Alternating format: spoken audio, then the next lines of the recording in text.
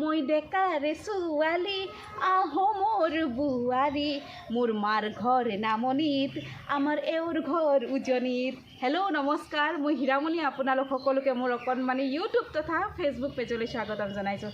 কি খবৰ আপোনালোকৰ? আশা কৰোঁ সকলো ভালে আছে। মোৰো ঈশ্বৰৰ কৃপাত আৰু আপোনালোকৰ আশীৰ্বাদত ভালে। থাম্বনেল আৰু টাইটেল চাই নিশ্চয় অনুভৱ কৰিব পাৰিছে আজিৰ ভিডিঅ'টো কিহৰ ওপৰত হয়। গাইজ, আজি হৈছে 31 জানুৱাৰী আৰু প্ৰত্যেকজন অসমীয়াৰ কাৰণে আজিৰ দিনটো মানে কি স্পেচিয়েল আৰু বিশেষকৈ আহোমৰ কাৰণে। মই হৈছোঁ নামনিৰ ছোৱালী আৰু আহোমৰ বোৱাৰী। ইয়াতে এটা কথা ক'ব খুজিছোঁ যে মই নিজকে বহুত সৌভাগ্যৱান বুলি ভাবোঁ যে মই আহোমৰ বোৱাৰী হ'ব পাৰিছোঁ, কাৰণ আহোমে ৰাজত্ব কৰিছিল 600 বছৰ আৰু চবতকৈ ডাঙৰ কথা, আহোমে কেতিয়াও সমাজখন ভাগ কৰিব চেষ্টা কৰা নাছিল। আহোমে সদায় এক কৰিব চেষ্টা কৰিছিল। আহোমে এক কৰাৰ স্বাৰ্থত নিজৰ কলা সংস্কৃতি, নিজৰ ভাষা সকলো বলিদান দিছিল, যাৰ কাৰণে আহোম স্বৰ্গদেউ চুকাফা ডাঙৰীয়াক মই সশ্ৰদ্ধাৰে সোঁৱৰিছোঁ আৰু আশা কৰিছোঁ তেখেতে য'তে আছে ভালে আছে, ভালে আৰু কুশলে থাকিবই। কাৰণ কিয়, তেখেতে অসমক এক কৰাৰ কাৰণে দেহ মন দি দিছিল। আৰু এটা কথা ক'ব মন গৈছে গাইজ, মোৰ কথাটো হৈছে, হেৰৌ অসমীয়া জাগি আছনে? জাগি থাক, আজি মেডাম মেভি পাতি শুই নাথাকিবি, নহ'লে সিহঁতে আৰু আমাক দমন কৰিবৰ কাৰণে চেষ্টা কৰিব। সকলো জাতি জনগোষ্ঠী লগ হৈ হাতত তুলি ল হেংদাম।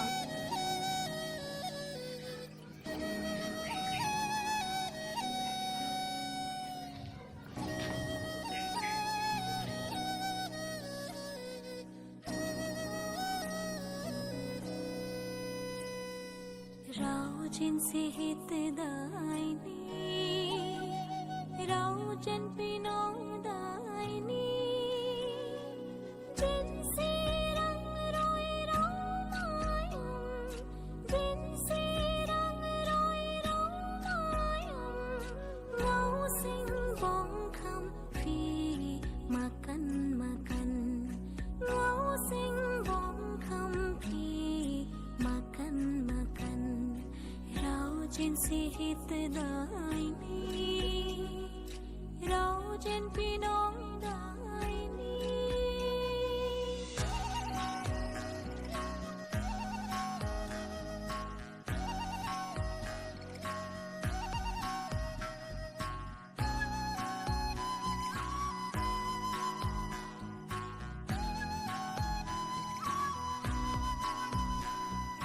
Lao sing bong kham sum sing fi kham fralung sing kham।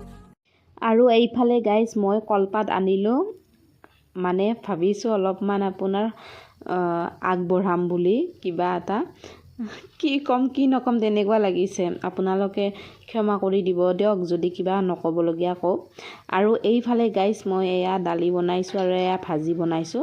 মই যিহেতু নিৰামিষ ভোজী, গতিকে নিৰামিষে আগবঢ়াম। আমাৰ এওঁ কামৰ কাৰণে বাহিৰত গৈছে, যাৰ কাৰণে সেনেকুৱা একো সুবিধা নহ'ব। আৰু এইফালে চাকি এগছ আৰু আপোনাৰ এয়া ধূপ লৈছোঁ, ইয়াতে দি দিলোঁ। তাৰপিছত এইফালে তামোল আৰু এইফালে চাকি গছ জ্বলাই লওঁ। মেডাম মেফিৰ বিষয়ে মই বিশেষ ক'ব নাজানিম, তথাপিতো যিখিনি জানো সেইখিনি ক'বৰ কাৰণে চেষ্টা কৰিছোঁ। যদি কিবা ভুল হয় আঙুলিয়াই দিব। মেডাম মেফি হ'ল টাই আহোমসকলৰ ফুৰালুং ধৰ্মৰ নিয়ম অনুসৰি পালন কৰা সামাজিক পৰম্পৰাগত উৎসৱ। এই উৎসৱত আহোমসকলে পূৰ্বপুৰুষসকলক স্মৰণ কৰে আৰু বিশ্ব শান্তিৰ বাবে কামনা কৰে। এই পৰম্পৰাৰ জৰিয়তে উপৰিপুৰুষৰ সৈতে যোগসূত্ৰ স্থাপন কৰি নিজৰ আৰু সমাজৰ কাৰণে আশীৰ্বাদ বিচৰা হয়। মানুহজন ঘৰত নাই, যাৰ কাৰণে কোনো মানে দিহা দিয়া মানুহো নাই।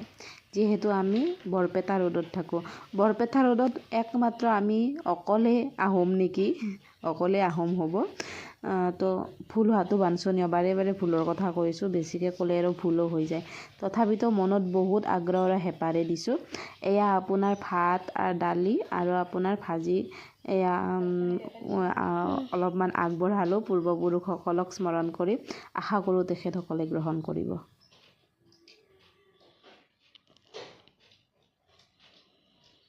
ভগৱান, মই একো নাই জানো এই দিহা কেনে কি কথা, তথাপিতো সশ্ৰদ্ধাৰে সৎ মনেৰে আগবঢ়াইছোঁ, যাতে গ্ৰহণ কৰে।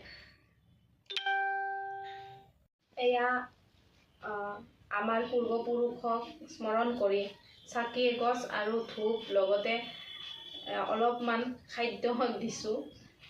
মই জানো এইখিনি কৰাত অনেক মোৰ ভুল ভ্ৰান্তি হৈছে, তথাপিতো এই অধমিক বা এই পাপীক ক্ষমা কৰি দিয়ে, যাতে মোৰ মুখেৰে শব্দই ওলোৱা নাই কি ক'ম, মানে ক্ষমা কৰি দিয়ে যাতে আজি প্ৰথমবাৰ। এনে মই লখিমপুৰত গ'লে আপোনাৰ এনেকৈ শলিতা লগোৱা বুলি কয়, সেই শলিতা লগোৱা মাহঁতে কৰে, মই দেখি থাকোঁ। কিন্তু আজি ইয়াতে ভাড়া ঘৰত তথাপিতো এবাৰ মানে কি চেষ্টা বা ইচ্ছা কৰিছোঁ এনেকুৱা নিয়ম কৰিবৰ কাৰণে, যিহেতু মই আহোমৰ বোৱাৰী আৰু মই শেষত বুঢ়া হ'লে বা মই মৰিলে তাতে মোক সেই পুৰা যাব বা সেই যাব, গতিকে মই মোৰ স্বামীৰ যিখিনি নীতি নিয়ম সেইখিনি আঁকোৱালি লোৱাটো স্বাভাৱিক বা কৰ্তব্য, সেইকাৰণে কৰিছোঁ এইখিনি। মোৰ ভুল হোৱাটো কোনো অস্বাভাৱিক নহয়। যদি কিবা ভুল হৈছে আপোনালোকে ক্ষমা মাৰ্জনা কৰি দিব নিজৰ ছোৱালী বুলি। বাকী মই মোৰ পূৰ্বপুৰুষক স্মৰণ কৰি তেখেতসকলৰ পৰা আশীৰ্বাদ বিচাৰিছোঁ। তেখেতসকলে য'তেই আছে ভালে থাকক, লগতে আমাকো আশীৰ্বাদ কৰক যাতে আমি এজন সুনাগৰিক হ'ব পাৰোঁ। মোৰ এজন সন্তান আছে, সিও যাতে ডাঙৰ হৈ এজন ভাল মানুহ হ'ব পাৰে, কাৰো যাতে অপকাৰী নহয়, উপকাৰ কৰিব পাৰে। লগতে মোৰ স্বামীৰ দীৰ্ঘায়ু, লগতে আপোনাৰ যাতে সুস্বাস্থ্য আৰু লগতে আপোনাৰ কামৰ ফালৰ পৰাও যাতে কিবা এটা সেই হয়, উন্নতি হয়, তাকে কামনা কৰিছোঁ। ঈশ্বৰে কৃপা কৰক। ওম নমো ভগৱতে বাসুদেৱায়, ওম নমো ভগৱতে বাসুদেৱায়। ও হৰি, ও ৰাম, কৃষ্ণ কৃষ্ণ।